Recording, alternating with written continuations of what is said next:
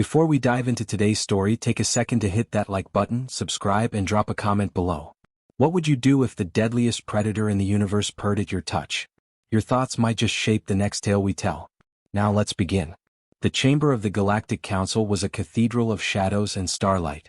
Columns of translucent crystal spiraled toward a vaulted ceiling that glittered with artificial constellations, each point of light a reminder of the vast empires represented here. Yet no one spoke of the stars. Every voice, every tremor of breath, circled around one subject: the roar.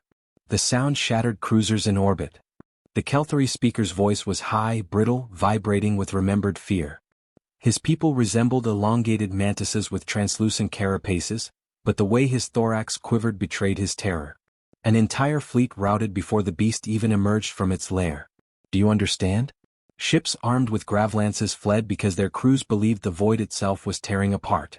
The murmurs that followed were heavy with dread. A dozen elder races, some reptilian, some crystalline, some composed of drifting bioluminescent forms, shared one memory. The predator had no name among them, only fragments of description: obsidian hide, eyes that burned like collapsing stars, a roar that reduced courage to dust. For the council, the subject was survival. For Marcus Hale, it was patience. He stood alone at the human station. No entourage, no display of banners. Just a man in the uniform of the Terran Frontier Corps, charcoal gray armor with a faded patch at his shoulder. To the aliens around him he looked painfully mortal. Flesh, blood, and bone. No shells, no natural weapons, no ancient lifespan stretching into millennia. Yet when the Kelthari speaker finished, Marcus cleared his throat and spoke with steady ease. "You're exaggerating." The council erupted in scandalized hisses and static bursts. A being of pure light condensed itself into a humanoid silhouette and spat. "Exaggerating? Human, that thing reduced 3 elder fleets to wreckage without touching a single hull. Its roar alone destroyed us." Marcus did not flinch. His eyes were a sharp gray, focused and calm, the eyes of a man who had spent his youth in wild forests and war zones, not debating in marble chambers. "You make it sound like the monster is invincible. But I've seen it. I've heard that roar with my own ears. And I'm still standing." The room fell into an unnatural silence. Even the air processors seemed to hesitate. The crystalline urine overlord, who had presided over the council since before humanity discovered fire, tilted his diamond-edged head. His voice was like the grinding of glaciers. "You expect us to believe, human, that you faced it, and lived?" Marcus met the ancient gaze without blinking. "Yes." Gasps rippled outward. Some races recoiled, muttering about lies, blasphemy, impossibility. But a few younger species leaned forward, intrigued despite themselves. The council's presiding elder, a vast serpentine being draped across a dais of floating orbs, coiled tighter in visible agitation. "The apex predator is terror made flesh. We do not speak of taming it. We speak only of how to destroy it before it comes again. Do not waste our time with human arrogance." Marcus almost smiled. "Funny. You're all so powerful, so ancient, yet here you are trembling like children because of a beast. Maybe arrogance isn't humanity's problem. Maybe it's courage." That earned him outright outrage. A half-dozen voices clamored for his dismissal, his censure, even humanity's removal from the council. But over the din, one practical truth emerged. A scout vessel had sighted the predator near the edge of human-settled space, a colony world called Eos. Its forests were already quaking under its presence. The council demanded fleets. Whole armadas to wipe the beast from existence. Marcus shook his head slowly. "You've tried that before. You'll waste ships, lives, and credibility. If the predator is near human space, then let humans deal with it." The elder races laughed, bitter and mocking. A gelatinous dignitary burbled. "You? A species that only crawled into the stars 2 centuries ago? What could you possibly do that we could not?" Marcus let them laugh. His hand rested on the console before him, scarred knuckles tracing the edge of its surface. When the noise finally ebbed, he said, "Because we don't run from predators. We study them. We survive them. And sometimes, when it matters, we earn their respect." For a moment, no one breathed. His words were madness, but the conviction in them rang louder than the roar they all feared. The urine overlord leaned closer, crystalline facets glittering with cold judgment. "You would stake not only your life, but the fate of your fragile species on this claim?" "I already have." Marcus' voice was iron. "Send your fleets if you want. But give me command of a human team, and I'll show you something none of you have ever considered. that the predator might not be your enemy. The chamber seethed. Accusations and arguments clashed like blades in the air. Yet beneath it all was a current they could not quell: curiosity. Finally, the presiding elder hissed through fangs like obsidian knives. "Very well, human. We will grant you your doomed venture. Go to your colony world. Face the beast. When it devours you, perhaps your kind will finally learn humility." Marcus inclined his head in a soldier's nod. "Or perhaps you'll learn something else." When he left the chamber, whispers followed him like shadows. Some said he was a fool. Others a lunatic. But a few, just a few, wondered what kind of species bred men who could hear the universe's deadliest roar and walk toward it instead of away. And in the silent wilderness of Eos, where forests swayed under alien skies, something vast stirred in its den. Its breath rumbled like storms. Its roar cracked the silence, echoing across the stars.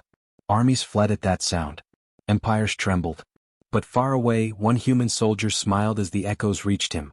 Because to Marcus Hale, it wasn't just a roar. It was a challenge.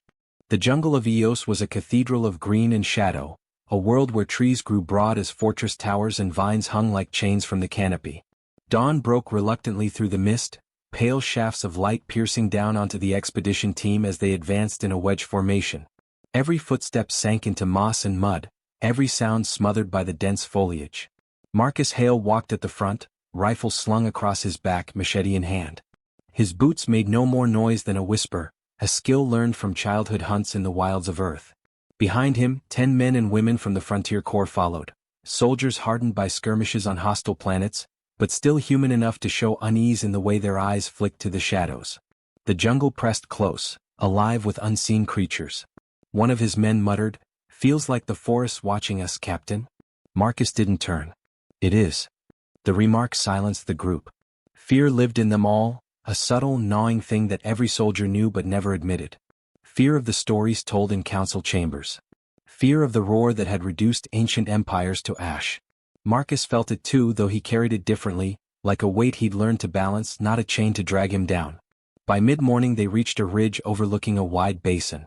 Below, the jungle had been torn apart as though a meteor had struck. Trees snapped like twigs, craters scarred the ground, and carcasses of alien beasts lay scattered, ripped open and left to rot. No scavenger dared approach. The squad halted, taking in the devastation. One soldier crossed himself instinctively. Another whispered, "God help us." Marcus scanned the ground, kneeling to touch the broken earth. The gouges were deep, wider than shuttlecraft. Whatever claws had made them belonged to no ordinary predator. He rose, eyes sharp. "This is where it hunts. We camp here tonight." A murmur of protest rippled through the squad. To them, staying in the beast's hunting ground was suicide. But Marcus' tone carried no room for argument. Orders given, they set to work building a fire, laying defensive sensors, and constructing a perimeter. As night fell, the jungle grew eerily still. No bird calls, no insect drone, only the restless shifting of soldiers in their posts. The fire's glow painted anxious faces and flickers of orange. Marcus sat apart, sharpening his machete with slow, deliberate strokes. Then it came. The roar split the night like a blade. It wasn't sound, it was force, a thunderous vibration that tore through the ground and rattled the air. Men staggered, clutching their ears, weapons dropping from trembling hands. The fire guttered, sparks leaping skyward as if fleeing. Even Marcus felt it deep in his bones, a primal summons to run, to hide, to submit. One of the alien auxiliaries screamed and bolted into the trees. Shouts followed, orders to stop him, to hold position. But the roar came again, closer this time, shaking leaves from branches.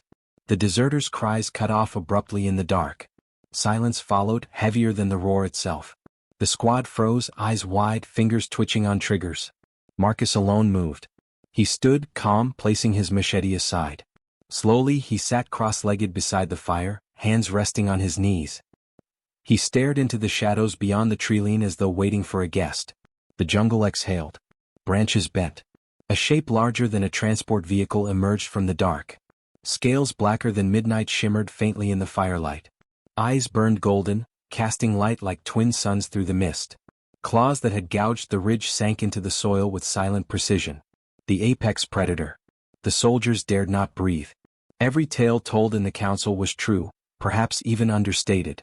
It was power incarnate, every movement fluid and silent, its presence crushing like gravity. It prowled closer, its gaze fixed on Marcus. The men raised rifles instinctively, but Marcus lifted a hand, steady and commanding. "Stand down." The predator's breath gusted, hot and damp, stirring the fire. It lowered its massive head until its teeth gleamed inches from Marcus' chest. The squad held their breath, waiting for the inevitable strike, for their captain to vanish in a spray of blood. Instead, Marcus reached out. His hand, scarred and steady, brushed against the obsidian-scaled snout. The texture was rough, warm, alive. For a heartbeat the world stopped, the soldiers frozen, the jungle hushed. Then a sound rolled out of the beast, not a roar, not a growl, but a low, resonant vibration that shook the ground. A purr. It rumbled through Marcus' arm into his chest, deep and powerful yet strangely gentle. The soldiers exchanged looks of disbelief. The monster that had driven fleets into retreat was pleased. Marcus leaned closer, his voice calm, almost intimate. "You're not the terror they think you are you? You're more than that." The predator blinked slowly, golden eyes reflecting the firelight. It exhaled again, a hot gust that ruffled Marcus' hair, then settled on its haunches beside him like some colossal sentinel. For hours it remained there, purring softly, while the soldiers watched with stunned silence. The fear that had coiled in their hearts eased, replaced by awe and something stranger, hope. When dawn broke, the predator rose, stretching like a cat roused from sleep. Its roar shook the basin once more, but now the soldiers heard something different in it, something less like terror and more like declaration. It turned its gaze back to Marcus, then melted into the jungle's shadows, vanishing as swiftly as it had come. The squad stared at their captain, their voices hesitant, searching. One finally asked, "What just happened?" Marcus rose, brushing dirt from his uniform. His expression was unreadable, though the faintest hint of a smile tugged at his lips. "It's not about killing what you fear," he said quietly. "It's about showing it you're not afraid." No one argued. No one could. Above them, the morning sky shone pale and uncertain. Somewhere in the jungle, the predator waited. And though the squad could not admit it, they knew their mission had changed. This was no longer a hunt. It was something far more dangerous. And Marcus Hale had just accepted it. The footage spread across the galaxy before Marcus even left the jungle. Drones had captured everything: the firelit clearing, the looming shadow of the predator, and the impossible moment when the human captain laid his hand on its snout and lived. Worse, or better depending on the audience, the video caught the sound. The purr was unmistakable. Not a growl, not a threat, but an intimate resonance that shook the ground and shattered millennia of certainty. In the council chamber, silence followed the replay. Elders who had weathered centuries of war found themselves struck dumb. The Uran overlord's crystalline facets flickered with unreadable light, but the tremor in his voice betrayed him. It bowed to him. Outrage erupted. A warrior chief of the scaled Varn slammed his clawed fists against the table. "Trickery. No beast yields to prey. The human has deceived us, corrupted it somehow." A chittering dignitary from the Kelthari spat venom across the floor. "Sorcery, manipulation. Humans meddle with genetic blasphemies." But others, younger and less entrenched in their fear, whispered among themselves. If the predator could choose a companion, then perhaps it was not merely a destroyer. Perhaps it was intelligent. Perhaps it had always been. Marcus had no patience for their debates. He remained on Eos with his squad, mending the perimeter, studying the terrain, watching for signs of the beast's return. To his men he gave no grand speeches, only quiet instruction. Yet they found themselves watching him differently, as though his calm had infected them. Fear no longer bound them. It returned at dusk, the jungle parting as if it obeyed its will. The soldiers stiffened, weapons half raised, then lowered again when the captain's hand lifted. The predator stepped into the clearing, its eyes fixed not on prey but on Marcus. This time its flank bore wounds, deep gashes, still weeping ichor. Another predator had dared to challenge it, and even kings bled. Marcus approached without hesitation. He gestured to his squad to stay back, crouched near the massive creature and studied the wounds. They were ragged but not mortal. He drew water from his canteen, poured it gently over one gash, and murmured words his men could not hear. The beast rumbled in response, not a roar but something almost like acknowledgement. That night Marcus fed it.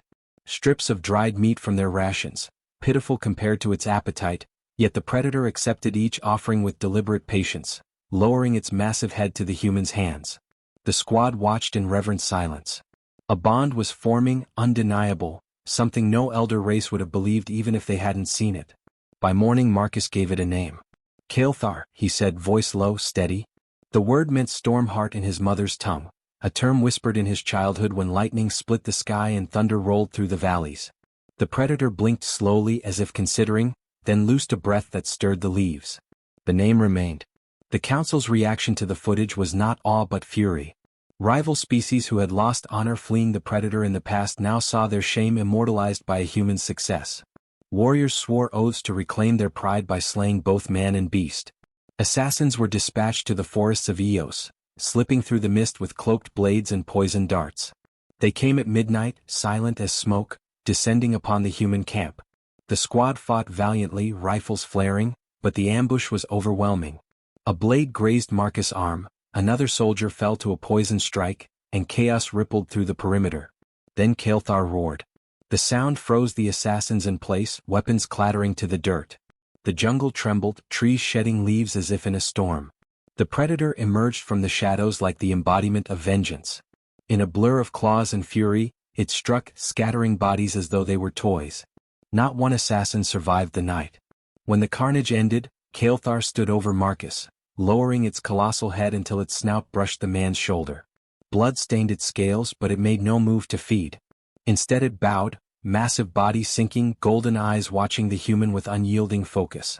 The squad stared, struck dumb. No legend, no rumor, no council decree had ever described this.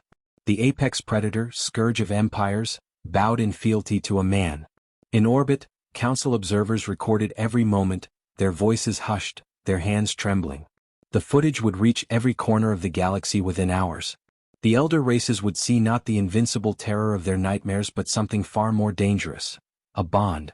At dawn, Marcus walked the perimeter with Kael'thar at his side.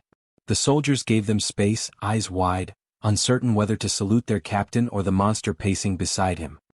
He ignored their stares, speaking only to his second in command. "We'll move deeper into the jungle. They'll send more next time." The soldier nodded, but his gaze lingered on the beast. "Captain, it listens to you. It protects you. Why?" Marcus considered before answering. He looked up at Kael'thar, who met his gaze with a slow, deliberate blink. "Because it chose to," he said simply. "And that terrifies them more than any roar." The soldier shivered, not from fear but from the weight of realization. The council did not sleep. Elder races debated through the night, their chambers filled with dread and fury. Some demanded immediate extermination of humanity before the bond deepened. Others argued that if the predator had chosen, then nothing short of annihilating both man and beast would suffice. A few, younger and braver, wondered if perhaps humanity was not to be feared but to be followed. Marcus was unaware of their debates, but he felt the weight pressing in, a tide of inevitability. Humanity's role had changed in the galaxy. They were no longer upstarts tolerated at the edges of ancient empires. They were now the species that stood beside the Stormheart. As the sun climbed, Kael'thar stretched, the sound of shifting muscle and scale like grinding stone. Marcus laid a hand against its flank, feeling the slow, powerful rhythm of its breathing. He knew what the elder races could not admit, what even his own squad only dimly understood. The predator was not tamed. It was not conquered. It had simply decided. And in that choice lay the seed of war. The soldiers sensed it too. Their gazes carried questions they did not dare speak. What did it mean for humanity to be chosen? What new enemies would rise against them? And how long before the elder races struck with all the fury of their ancient pride? For now there was silence. The jungle whispered, the squad rebuilt their defenses, and Kael'thar prowled like a shadow at Marcus' side. Yet every man and woman in the camp knew they had stepped into history's jaws. When night fell again, the predator curled at the edge of the firelight, its eyes glowing faintly as it watched Marcus. The captain sat quietly, sharpening his blade, his face carved from calm resolve. The squad drifted into uneasy sleep, knowing they were safe only because the deadliest creature in the galaxy purred when their captain's hand touched it. Above them, unseen in the void, council fleets assembled. Plans were drawn, blades sharpened, war whispered into being. And Marcus Hale, with Kael'thar beside him, waited for whatever came next. The night sky above Eos fractured with fire. Starships streaked across the heavens, their engines trailing light like burning comets. From the ground, the soldiers could see the faint silhouettes of warships as they descended into low orbit, their hulls blotting out the stars. The elder races had not waited for debate to settle. They had come with fleets, determined to erase both Marcus Hale and the monster that had dared to bend the galaxy's oldest terror. Marcus stood on the ridge outside the colony, his eyes narrowing against the glow of descending transports. Behind him, the settlement stirred in panic, families scrambling to shelters, militia arming themselves with whatever weapons they could muster. His squad flanked him, tense but resolute. And at his side, looming like a living storm, was Kael'thar. The Predator's scales caught the light of the burning sky, reflecting it in golden fire. Its chest expanded with a deep, guttural growl that vibrated through the earth beneath their feet. "They're not here for a skirmish," Marcus said, voice low but steady. "They're here to make an example." His second-in-command, Corporal Reyes, spat into the dirt. "Then let's give them something worth remembering." The first bombardment fell on the outskirts of the forest. Explosions tore through ancient trees, flames licking upward, smoke blotting out the horizon. The ground shook and the colonists cried out in terror. Marcus didn't flinch. He turned to Kael'thar, placing a hand against the massive beast's flank. "Time to show them what we are." Kael'thar roared. The sound ripped into the sky, louder than thunder, so powerful that it rattled the hulls of the ships above. Pilots faltered at their controls, weapons officers stumbled from their stations, and panic surged through ranks bred to fear this voice. Entire formations wavered, some breaking off their descent altogether. The legend was alive, and it was angrier than the stories had ever warned. On the ground, alien troops deployed, armored legions spilling into the basin. Plasma fire streaked across the clearing as they advanced, disciplined and relentless. Marcus barked orders, directing his squad to flank, positioning militia at choke points, coordinating fire like a conductor with an orchestra. Where human rifles cracked, Kael'thar's fury followed. The Predator charged, claws tearing into armored columns, jaws crushing exosuits as if they were toys. Its tail swept through squads, scattering them like dry leaves. The battle raged through smoke and fire. Marcus moved with the precision of a hunter, picking targets with his rifle, guiding his men with short, sharp commands. He fought not as a general detached from the fray but as a soldier among his own, shoulders brushing theirs, his presence a steady anchor. The soldiers, emboldened by his fearlessness and the colossal shadow at his side, stood where others would have broken. A bright lance of energy split the air, striking toward Marcus. He dove aside but not far enough. The blast seared his shoulder, burning through armor and flesh.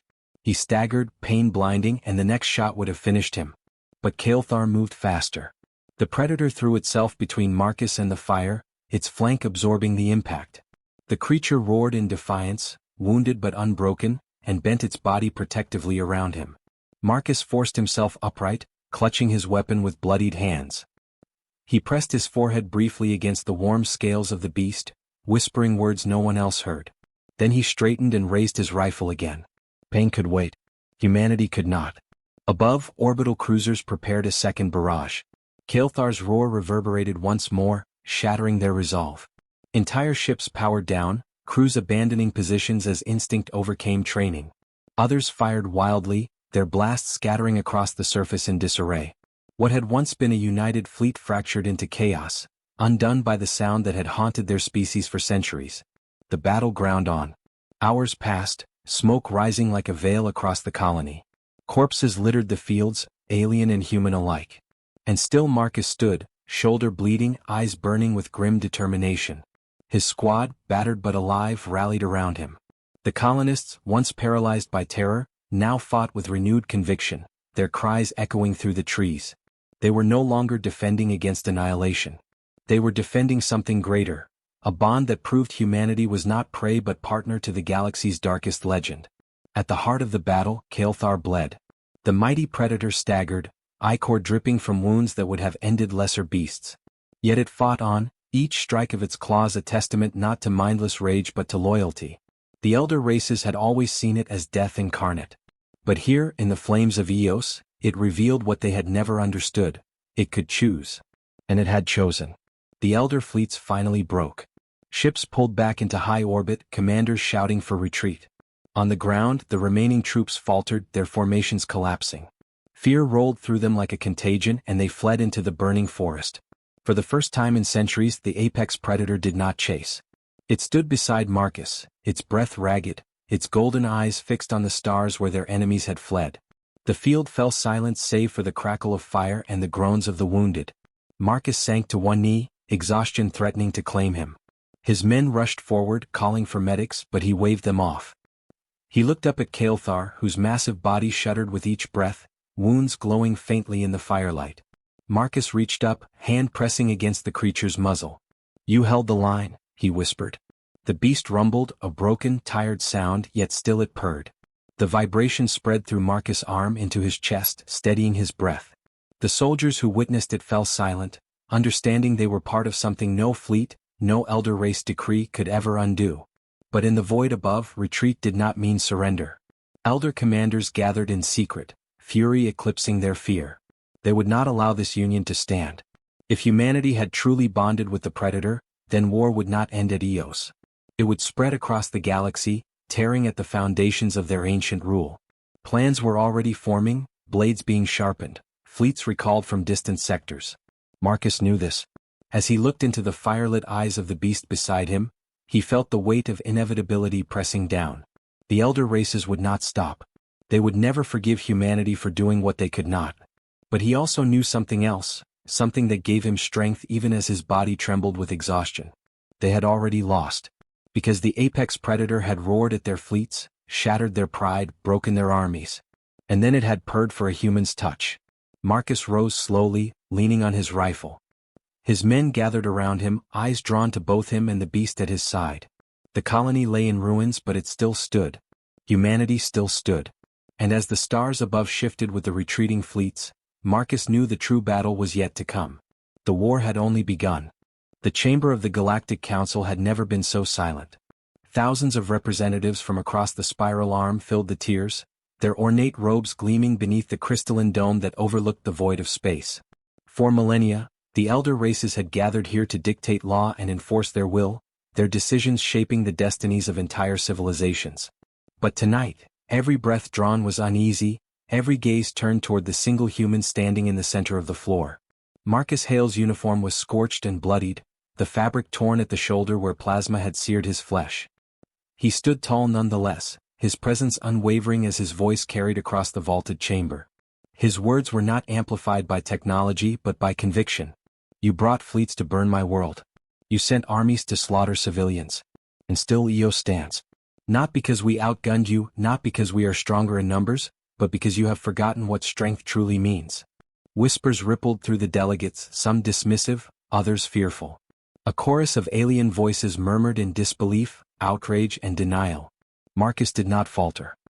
His gaze remained steady, fixed on the semicircle of elder races who sat upon raised thrones at the chamber's heart.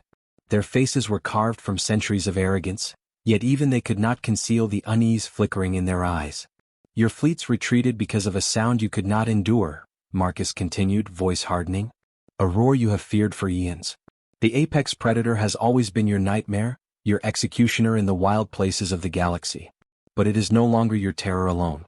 It stood with us. It bled for us. It chose us." At that moment, the doors to the chamber trembled. The guards posted at the entrance staggered back as a shadow fell across them.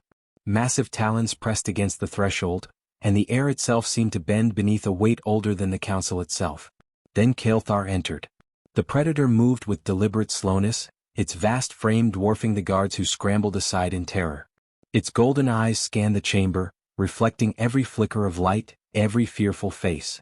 The alien delegates recoiled in their seats, some clutching at ceremonial staffs, others whispering prayers to forgotten gods. The roar they dreaded did not come. Instead, Kael'thar advanced to Marcus' side, lowering its massive head until it rested just above him. The sight froze the chamber. The galaxy's deadliest predator bowing, not in subjugation but in kinship, was a truth no counselor could deny. An elder stood, his scaled body trembling despite his attempt at regal poise. His voice echoed, brittle with rage. "This is blasphemy. You consort with death itself. It cannot be bound, it cannot be tamed." Marcus lifted his hand and pressed it against the beast's muzzle. Kael'thar closed its eyes, a low purr reverberating through the floor, rolling across the chamber like distant thunder. Every being present felt it in their bones. The elders who had spent ages fleeing that roar now trembled at the sound of contentment, as though the universe itself had shifted in meaning. "You're wrong," Marcus said. His voice was quieter now but no less powerful. "It is not bound. It is not tamed. It is our ally because we did what you could not. We did not run from it. We listened. We offered trust. And it answered. The chamber broke into chaos. Delegates shouted, voices clashing in outrage and fear. Some demanded immediate eradication, others begged for retreat, still others fell into stunned silence. Marcus let the noise rise, then raised his voice above it. You fear us now because you see what we've done. But this isn't about fear. It's about choice. The Predator chose us. And if it can choose humanity, then perhaps the rest of the galaxy should ask itself a harder question. Why did it never choose you? That cut deeper than any weapon. For thousands of years, the elder races had lorded their dominance, their superiority, their ancient wisdom. And yet the very creature that had defined their nightmares had found kinship in the species they deemed youngest, weakest, most unworthy. Their silence was not of reverence but of shame. One of the elders, cloaked in shimmering silver, finally spoke. If we accept this, we accept the end of our dominion. The galaxy will not follow us if the Predator stands with you. Marcus met the alien's gaze without flinching. Then perhaps it's time the galaxy stopped following those who rule by fear. Kael'thar lifted its head then, and the chamber shook with a roar. It was not a roar of rage but of declaration. The sound reverberated through the crystalline dome, echoing into the stars beyond, carried through every channel, every listening ear across the Council's networks. Soldiers on distant ships froze, children in colonies shivered, leaders in hidden chambers paled. It was a sound that carried a single, undeniable truth. The apex predator had chosen. Silence fell after, deep and absolute. Marcus stood with his hand still resting on the beast's scales, his body weary but his resolve unshaken. He had not come to negotiate. He had come to show them that the order of the galaxy had already changed. The elders shifted uneasily in their thrones, their masks of power cracking. None dared move against him. None dared give the order to strike. For they all knew what would come if they did. And in that silence, the balance of power shifted forever. Marcus finally turned, his voice softer now but carrying all the weight of what had just been revealed. Humanity does not seek conquest. We seek respect. And today we earned it, not through weapons but through trust. That is what you should fear most. Kael'thar rumbled again, not a roar this time but a purr, low and steady, echoing like the heartbeat of a new age. The chamber, once the seat of the elder race's dominion, had become the place where their reign faltered. Not with a war but with a choice.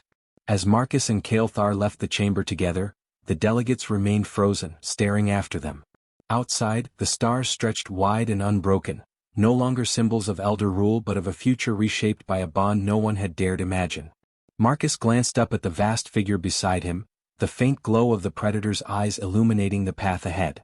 For all the battles yet to come, for all the resistance that would rise, he knew one truth beyond all doubt. They had stood against fleets, against armies, against centuries of fear. And they had not only survived. They had changed the galaxy. The apex predator had purred for a human's touch, and nothing would ever be the same again.